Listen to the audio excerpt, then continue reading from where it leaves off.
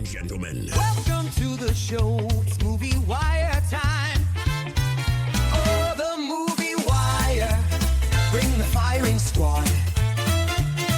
Bill, Justin. Give the finger or laugh or smile. It's time to find out. No more waiting. So here we go. The Sultan of Cinema. The gumshoe of review. Here is Justin Henson. Let's start the show. Let's go. Welcome to the Movie Wire. And welcome to this week's edition of the Movie Wire. I'm your host, Justin Henson, and welcome to the show. We got a big show this week with 3 new movies to review, with 2 playing in theaters and 1 that's available to stream. This week on the show, welcome to the New West in Americana. Bull has a problem and it's about to get fixed in the naughty Netflix animated film Fixed. And finally, nobody ruins his vacation. Bob Odenkirk returns in Nobody 2. We got a lot to cover this week, so let's jump right in. Ready for my verdict? Let's get into it. Out of the windows, a roar and a burst of flame. The Movie Wire Podcast. You need people like me. The Wire. And here we go. Workaholic assassin Hutch takes his family on a much-needed vacation to the small tourist town of Slimmerville. However, he soon finds himself in the crosshairs of a corrupt theme park operator, a shady sheriff, and a bloodthirsty crime boss. Bob Odenkirk returns as Hutch in Nobody 2. I've come to terms with the fact that you don't have an average job. You guys having fun at the convention? But we haven't seen you in months. What happened to your eye? Somebody fouled me at the game. What game? The one you missed. And summer break's just a few days away. We should do something. Strictly family time. Come on, kids. It can be an adventure.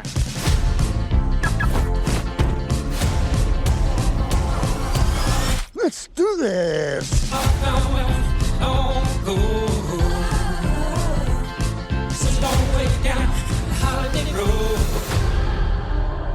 I am just so happy that we're all together. Hey, city boy. Hey! Get out of here. Let's go right now. I understand protecting your sister, but there are other ways to handle things. I left my phone. Hutch, no! Yo, I like your way better.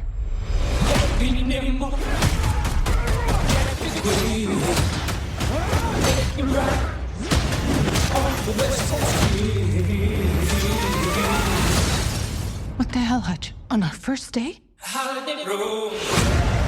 think I stumbled into something. You're vacationing in an old bootlegging route, full of drugs, crooked cops, and one woman who controls it all. You didn't take your family there, did you? Yeah. You want to de-escalate the situation. De-escalate. No escalating. Guys, I'm not gonna fight you. I'm here on vacation.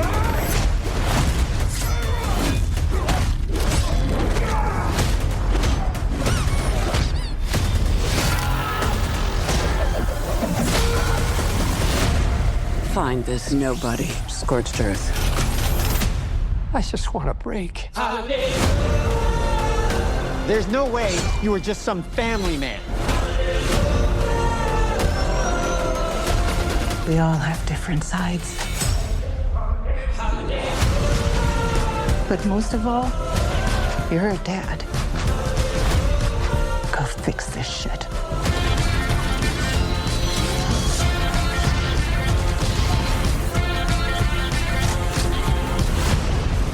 I told you that.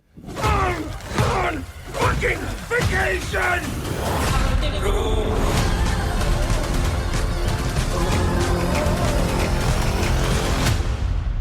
Now, action comedy sequels tend to always double down on absurdity, heighten the number of laughs, take the action up a couple octaves.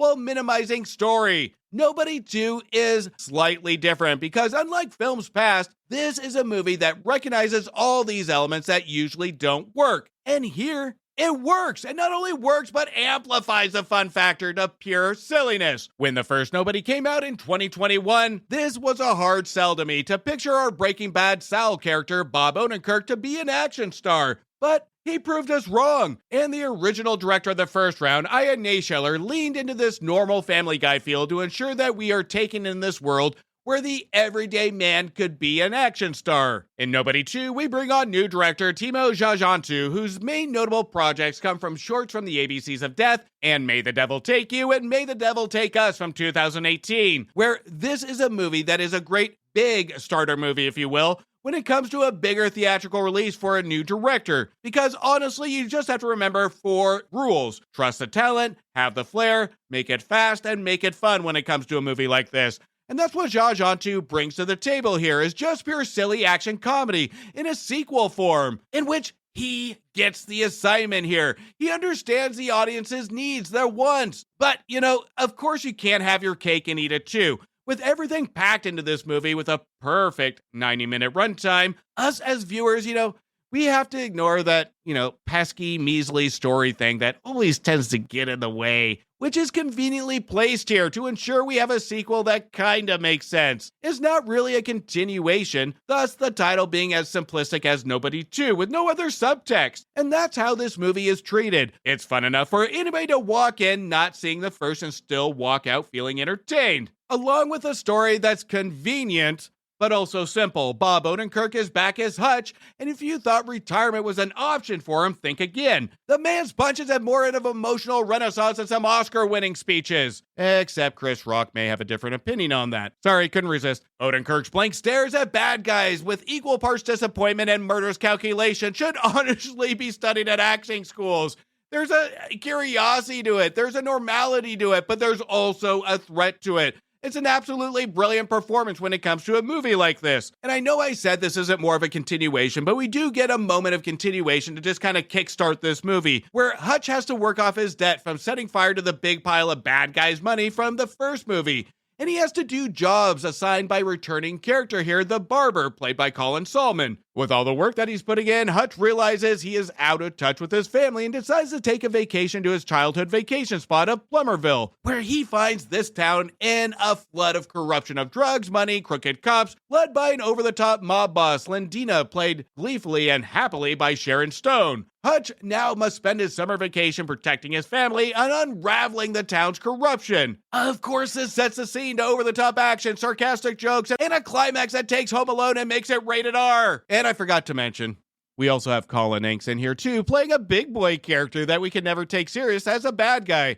but that's okay. It's all part of the fun. Now, one of the rules that I stated earlier was for our director, Tjahjantu, to trust the talent. And we do have a big hearty serving of talent here. Yes, even Colin Hanks to an extent. And part of the secret sauce here is that the entire cast all seem to be having a blast with their own individual characters. And that includes Sharon Stone as our baddie. She is electric on screen as a villain to the point I wish we did have a longer runtime to give her more screen time. Her screen time is limited, but she makes do with what she has to make it a memorable performance. The same goes for Christopher Lloyd. It's always good to see him in a role that's not Spirit Halloween the movie, to really let him let loose, to bring a smile to my face. And I just want to say, there is nothing like watching Christopher Lloyd walk on screen with a smug smile to ensure we are smiling along with him. This could have been the entire movie of just Christopher Lloyd walking and smiling, and I probably would have still enjoyed it. But again, we run into this problem. The problem like Sharon Stone's character. I like these characters so much, but they are so very limited on screen time. And there are moments that I can understand, especially with Christopher Lloyd's age. And we have seen him in some recent movies that he does struggle with the longer scenes. But it doesn't matter because I love him. And I'll just say this. I never knew how much I needed an 80-something Doc Brown gleefully blowing away bad guys until now. He did a fantastic job in the first movie. But here, it's even better. Every time he pulled a trigger, I swear the theater cheered louder than when superheroes assemble in Marvel movies. When it comes to sequels often feel like watered-down versions of the original. but Nobody 2 somehow manages to improve upon the first without feeling like a cash grab. The story does lack, but the stakes feel higher, the action is bigger, the laughs are sharper, and with this, it never loses sight of the fun factor, it never loses sight of the absurdity and the silliness, but more importantly, it never loses the heart and the message of family unity. It's a true love letter to a fantasy world of the middle-aged. We live in a world where many of us feel powerless, stuck in routines, overlooked, overworked, and Hutch is our avatar, proof that even a nobody can be extraordinary when pushed too far. This is a cinematic fantasy of escape. Nobody 2 is not just a sequel, it's a celebration of middle-aged chaos, a dad bod vengeance, and the eternal truth that Bob Odenkirk can, in fact, kick your ass. It's the rare follow-up that feels fresher, funnier, and somehow even more brutal than the original. It wasn't a necessary sequel, it's an over-the-top sequel, it's a story that lacks, and even most of the time it doesn't make sense. And for all these elements to actually work, the cast has to have fun with it, the filmmakers have to have fun with it, and not take it too seriously when it comes to this presentation. And between the cast and the filmmakers, they do just that. They identify, recognize the intent of the original, and doesn't try to be something that it's not. It's a silly, fun ride that, more importantly, is rewatchable. And I think I have said that more times this year than any other year on this show. The rewatchability factor in film this year. The cast is electric here and drives a fun factor 1,000 miles per hour. Bob Odenkirk is the action star we didn't know we needed, but we knew we deserved, along with the rest of the cast. If you don't crack a smile during Nobody 2, you must be so much fun at parties. I'm giving Nobody 2 3 stars. Let's all go to the lobby. Let's all go to the lobby. Now, before we get into the rest of the show, make sure to check out my reviews for movies that just became available to rent, buy, or stream now. Now available on video cassette. Double the bad, double the fun. I don't know about that one. In The Bad Guys 2, which was just too much to receive 2.5 stars. The Universe Called The Wrong Number in Disney Pixar's Elio, which was a much better animated movie than The Bad Guys, receiving 3.5 stars. And another animated movie still not as good as Elio. Smurf it up and get the search party started in Smurf, which Smurfin' sucked, receiving 2 stars. Every choice, every mission has led to this in Mission Impossible: The Final Reckoning, which was a clever way to close out the series, but will end with the same feeling as the rest of just blending together, but still a fun in-the-moment ride, receiving 3 stars. Hindsight is 2020 in Eddington, that attacks the proper balance of political divide with a focus for the characters and allows our own reflection to a dark time to fill in the relatable thrills, receiving 3 stars. A new era is born in Jurassic Park Rebirth, in which we needed a redo, not a rebirth that birthed out 2 stars. Time didn't heal anything, and 28 years later, that took the serious into emotional horror, receiving 3.5 stars. Every Life is a universe of its own, and the first 4-star review of the year, and the best movie of the year in The Life of Chuck, which received 4 stars. Hold on to your coconuts in a Disney remake that's familiar but extends the heart in Lilo and Stitch, that received 3 stars. Some people just want more in a romantic movie that tackles today's social status versus what love actually is in Materialist, that received 3 stars.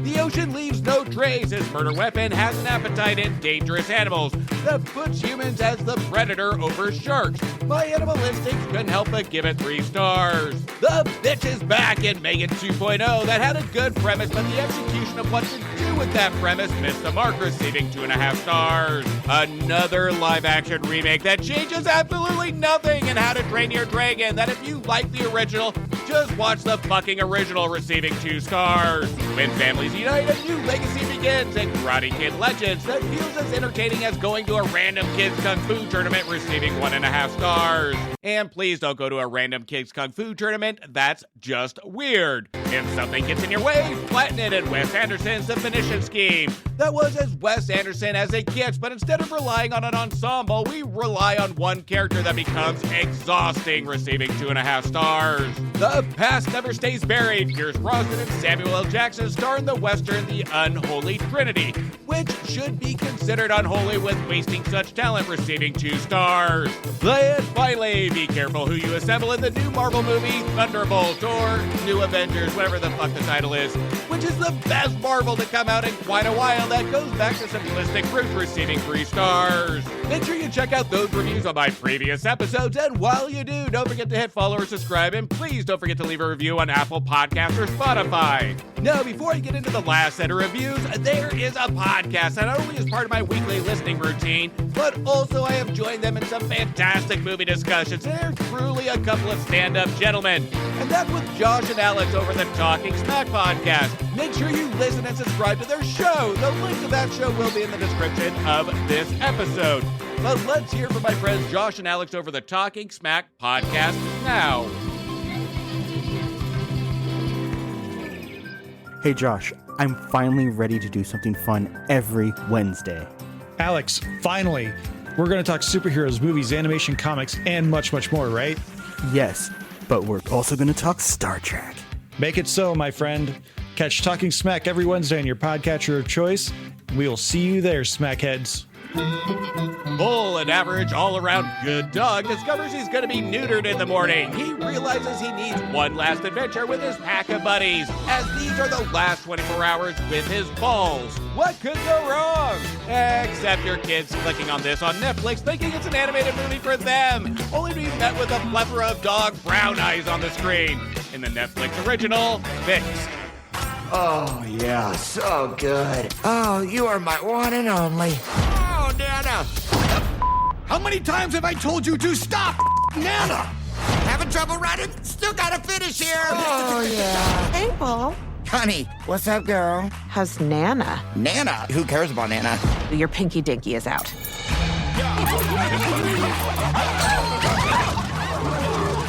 All right. Break it up. It's the same ass as yesterday. What smells like nylon and varicose veins? Oh, look. It's Rocco, the ballless wonder. What happened to Luther? You know, the window of nothingness. I came home after the park, and there was a party. It was crazy. No rules. Some yummies. They let you drink from the toilet. Come on, they filled it with Kool-Aid. What the? Me. I guess that's it. Time to go home and face the hatchet. We're gonna go out there and suck every bit of fun out of those before you lose them. Together. We're all gonna suck your What? I meant we're just going along for the ride as you enjoy your before you lose them. We're off leash! Kill the squirrel! That's a skunk! Ah, it hurts so good! This is what tonight is all about. Welcome, bitches. Are you ready to go wild? Get busy, yeah. Get busy. Me. The money dance. Paul? Honey, this is not that. What do you call it? I don't know what to call it, but it isn't sex.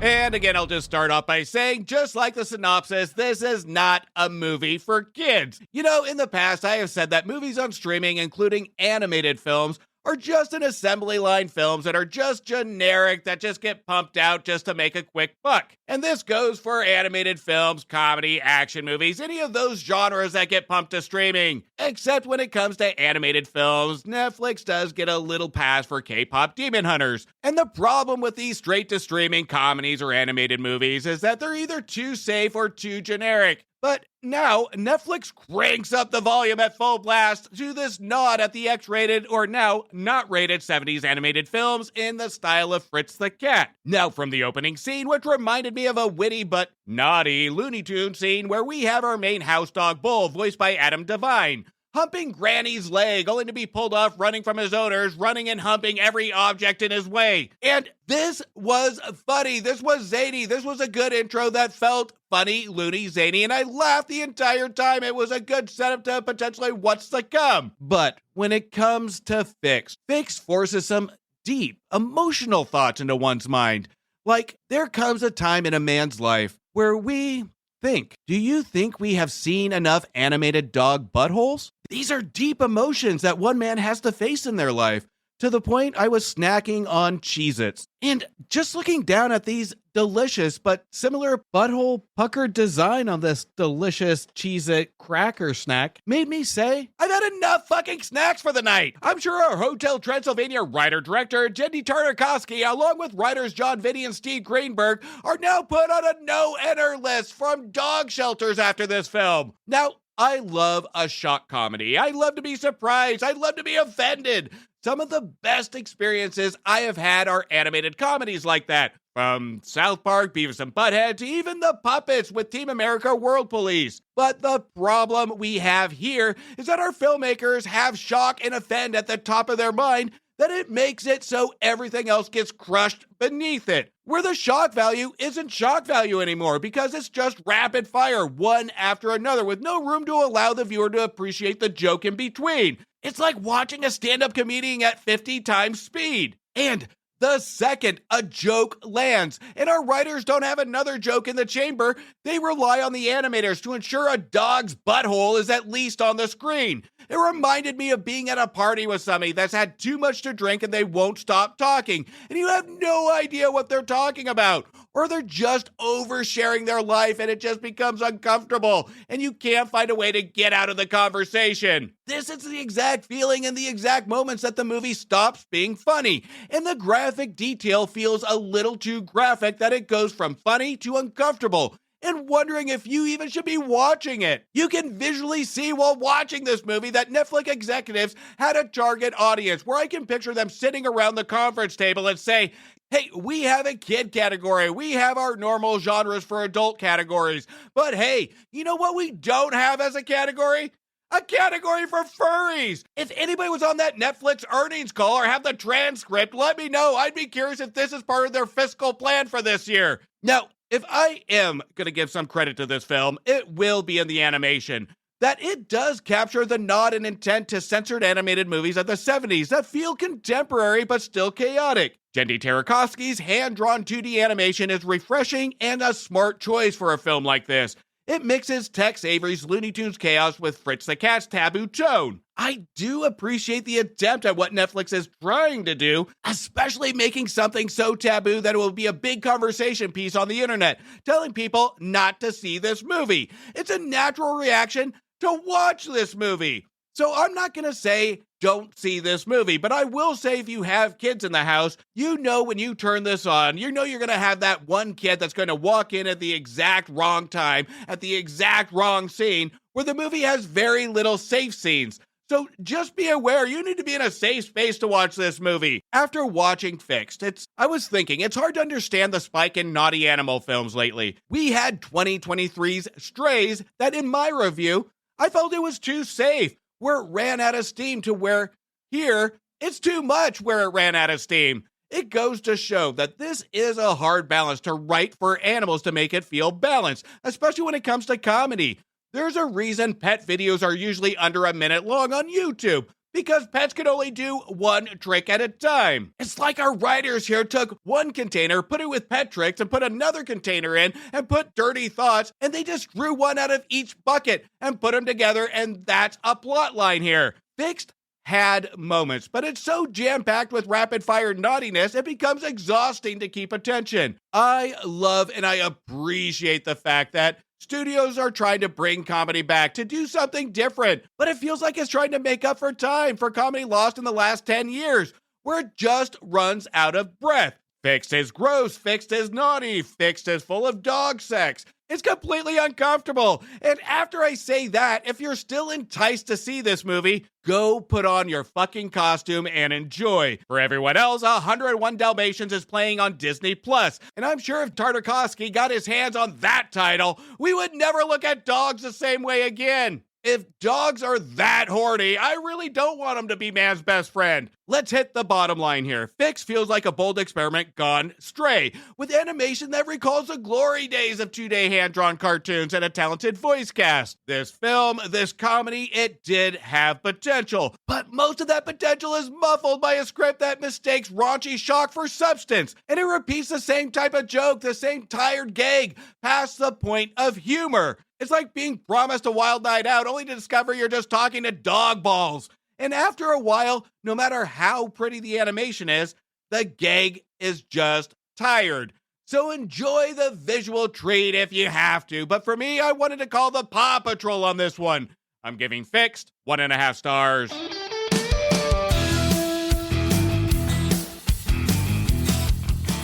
The lives of local outsiders and outcasts violently intertwine when a rare Lakota ghost shirt falls onto the black market in a small South Dakota town in Americana.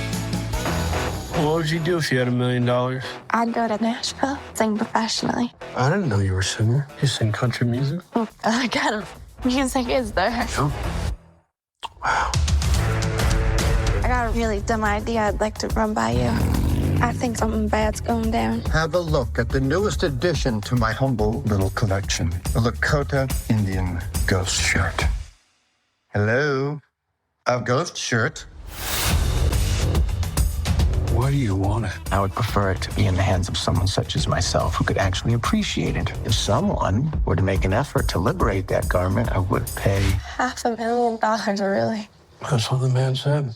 Okay, fair enough.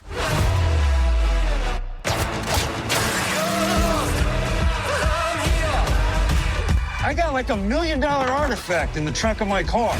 Listen to me. I just smashed that son of a bitch's head in.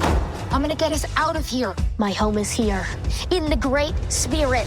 What am I supposed to say to that? Have you seen an old Indian show? The white woman has it. What white woman? Your mom? Your sister? Who? I am the reincarnation of Sitting Bull. Come on, kid. This ain't exactly the golden age of cultural appropriation right now. I remember more horses in my day. What do you want? The ghost shirt. It's ours. I don't think we should do this. That thing is worth a lot of money. All I want is the artifact. What's up? Right now, I'm apparently in the middle of a goddamn murder spree.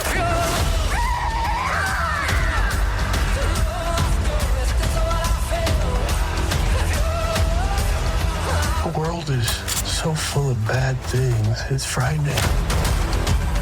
Especially if you're alone. The waitress is here? Goddamn right I am. Are you any good? At singing?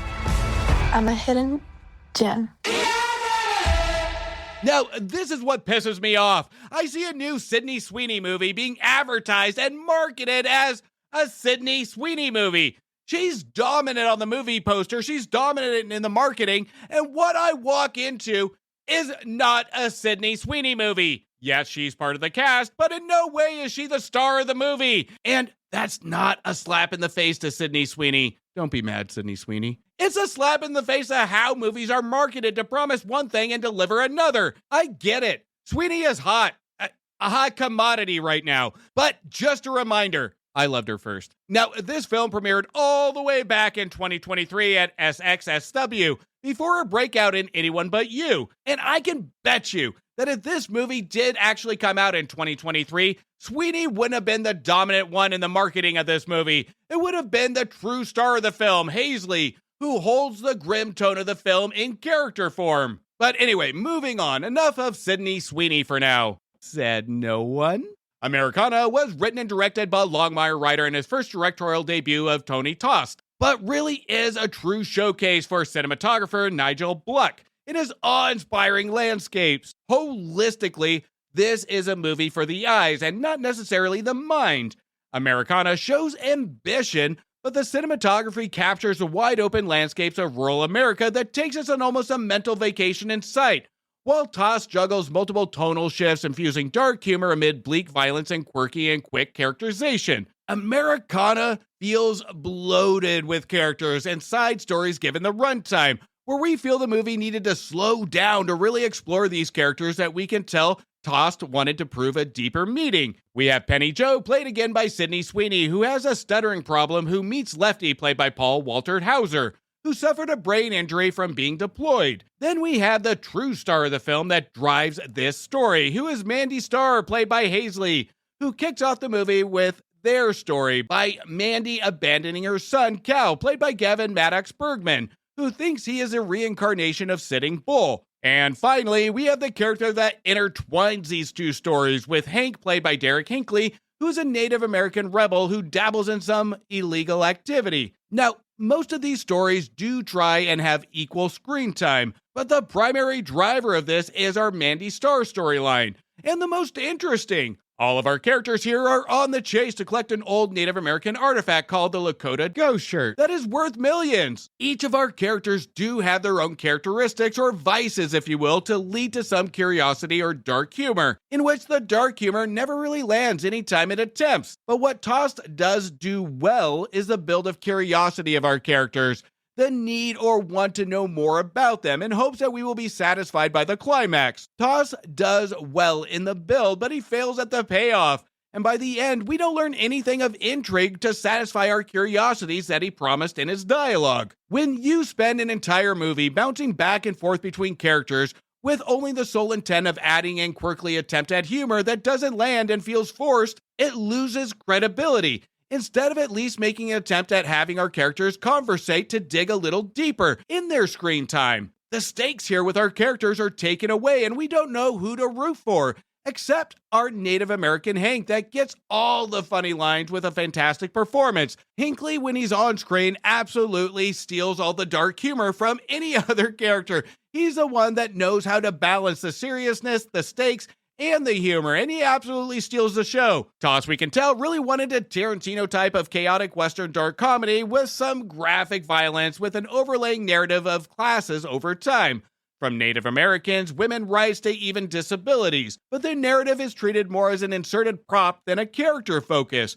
There's no rhyme or reason other than to give these characters just different traits to make them stand out. There's no depth to it when it comes to the narrative balance. Our character Mandy is the one that gives us the most depth from her character, but it's from a situational aspect where we actually get to see and understand her as we lead to the climax. But again, it's because of the characters around her and the situational pieces of it. But instead of the movie going into discovery mode, Tost utilizes these situations where the audience can understand the why behind it. We can understand her motives, her background, based on the situation she's in. Then when it comes to Sydney Sweeney, and just for the record, to build some credibility of Sydney Sweeney, out of the 5-6 movies I've covered of hers on this show, I've only given a positive review for one of those movies, and that was with 2023's Anyone But You. And yes, I gave a positive review to a Glenn Powell movie. I have to be fair. But fuck that guy. It does go to show that Sweeney is at her best when she has a good cast behind her.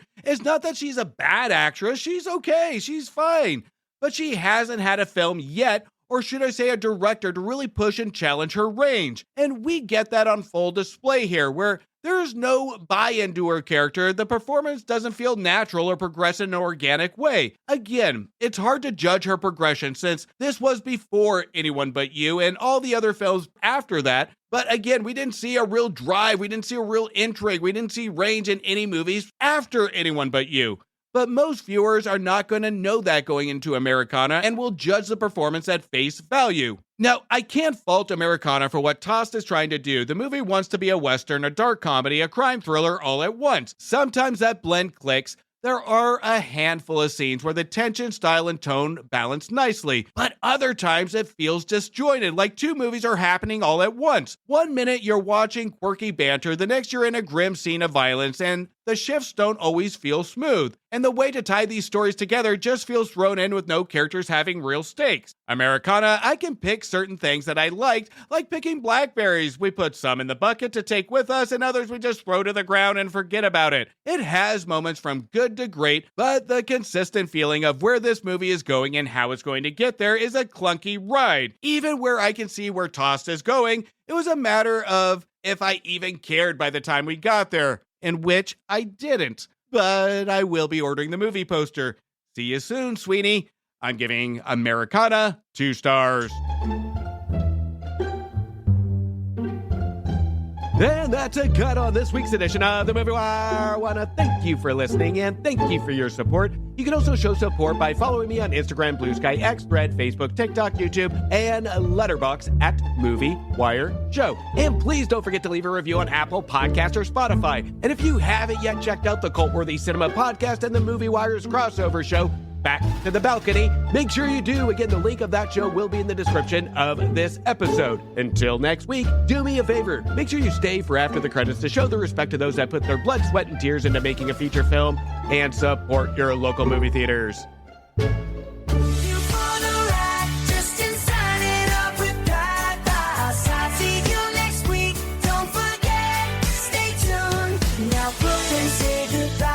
Thank you for bringing me to the movies. Let the credits roll. We say farewell. Join us next time. We'll have more tales to tell.